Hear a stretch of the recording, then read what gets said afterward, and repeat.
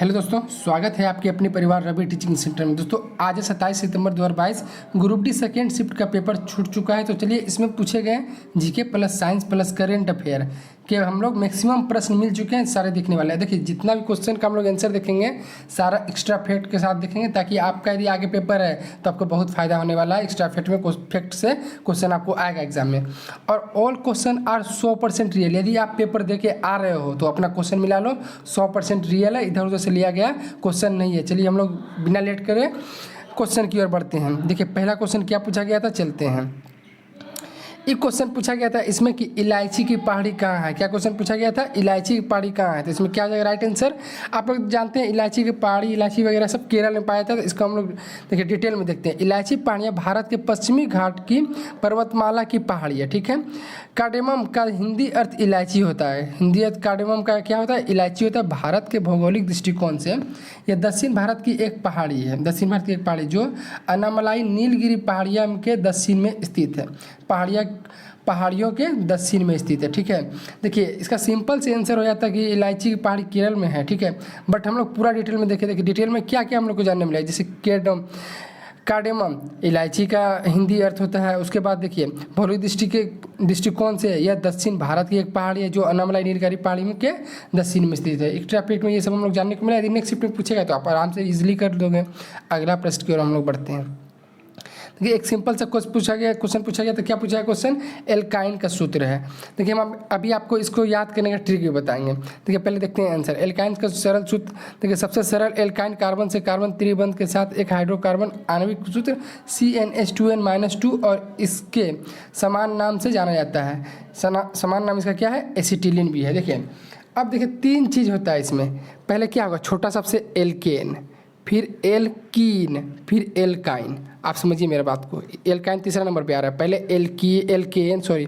पहले एल्केन, फिर एल्कीन, फिर एल्काइन। याद कैसे कीजिएगा, एल्केन का CnH2n, 2 है, H2n है, तो ठीक है, N है, 2 है।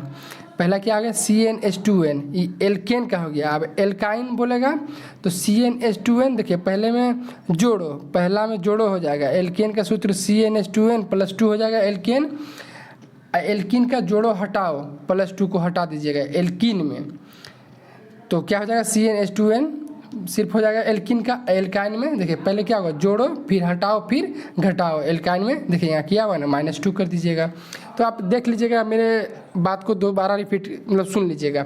एल्केन, एल्कीन, एल्काइन, जोड़ो हटाओ घटाओ। अच्छा ट्रिक है याद करने का। चलिए बिना लेट करे आगे बढ़ते हैं। और अगला प्रश्न क्या पूछा गया था, देखिए क्षार धातु किस समूह में रखा गया है। क्षार धातुओं को किस समूह में रखा गया है। देखिए आवर्त सारणी के तत्व lithium, sodium, potassium, rubidium, caesium और फ्रांसियम के समूह को क्षार धातु कहते हैं। यह आवर्त सारणी के एस ब्लॉक में स्थित है, ठीक है। आप लोग देखें सबका देख सकते, रुबिडियम का Rb है, ये लिथियम का Li है, ठीक है। चलिए अगला प्रश्न की ओर हम लोग बढ़ते हैं। अगला प्रश्न क्या पूछा गया, देखिए तो किस चीज़ के प्रयोग से गर्व नहीं ठहरता। देखिए बायोलॉजी में इस टाइप का क्वेश्चन एक ठो हर शिफ्ट में लगभग पूछा जाता है।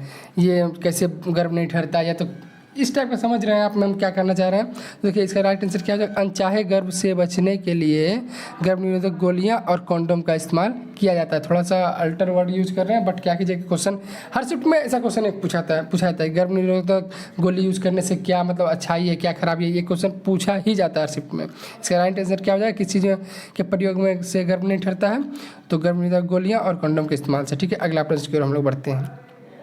अगला प्रश्न क्या पूछा गया, देखिए कौन सा भाषा संस्कृत की वंशज है। समझिए बात को, कौन सी भाषा संस्कृत की वंशज है। तो देखिए संस्कृत, जिसको क्या कहते हैं संस्कृत में संस्कृतम, भारतीय महाद्वीप की एक भाषा है। भारतीय उपमहाद्वीप की एक भाषा है। संस्कृत एक हिंदू आर्य भाषा है जो हिंदू यूरोपीय भाषा परिवार की एक शाखा है, ठीक है। आधुनिक भारतीय भाषाओं जैसे हिंदी, बांग्ला, मराठी, सिंधी, पंजाबी, नेपाली आदि इसी से उत्पन्न हुई है। इन सभी भाषाओं में यूरोपीय बाज़ारों की रोमानी भाषा भी शामिल है। तो ऑप्शन में दिया हुआ था शायद हिंदी, ठीक है। देखिए हिंदी भी है, बांग्ला भी, मराठी, ये सब है संस्कृत भाषा का वंशज है, ठीक है। ऑप्शन में शायद हिंदी था, तो राइट आंसर क्या हो जाएगा, Hindi is the right answer.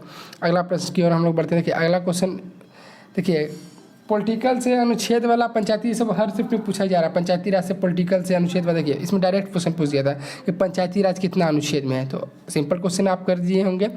43वां संविधान संशोधन अधिनियम विशेषता देखते हैं हम लोग। मूल संविधान में भाग 9 के अंतर्गत पंचायती राज से संबंधित उपबंधों की चर्चा अनुच्छेद 243 में पंचायती राज की गई है। भाग 9 में पंचायतों नामक शीर्षक के तहत अनुच्छेद 243, देखिए 243 को से 243 9 तक, 243 को से 243 9 तक है पंचायत तक, पंचायती राज से संबंधित है। ठीक है, अगला प्रश्न की ओर हम लोग बढ़ते हैं। अगला प्रश्न क्या पूछा गया था, देखिए 8वीं पंचवर्षीय योजना से भारत के प्रधानमंत्री कौन थे। ठीक है, देखिए पंचवर्षीय योजना, फिर देखिए पंचायती राज से पंचवर्षीय योजना से क्वेश्चन रहता ही है। 8वीं पंचवर्षीय योजना के समय भारत के प्रधानमंत्री कौन थे, तो सिंपल सा आंसर हो जाएगा पीवी नरसिम्हा राव थे 8वीं पंचवर्षीय योजना के समय। अगला प्रश्न की ओर बढ़ते हैं हम लोग। देखिए अगला प्रश्न क्या पूछा गया था, एटीपी का फुल फॉर्म। देखिए अभी बहुत दिन बाद फुल फॉर्म पूछा गया है, किसका पूछा गया है, एटीपी का। इसका आंसर क्या जाएगा, राइट आंसर एडिनोसिन ट्रिपोस्पेट। ठीक है, इसका राइट आंसर हो जाएगा एटीपी का। बहुत दिन बाद किसी का फुल फॉर्म पूछा गया है। ठीक है, अगला प्रश्न देखते हैं। देखिए यह सिंपल क्वेश्चन पूछ दिया, आत्मघाती थैली किसे कहा जाता था। आप लोग भली भांति जानते हैं, लाइसोसोम को आत्मकोशिका की आत्मघाती थैली भी कहा जाता है। तो आत्मघाती थैली किसे बोलते हैं, लाइसोसोम को। अगला प्रश्न देखते हैं हम लोग।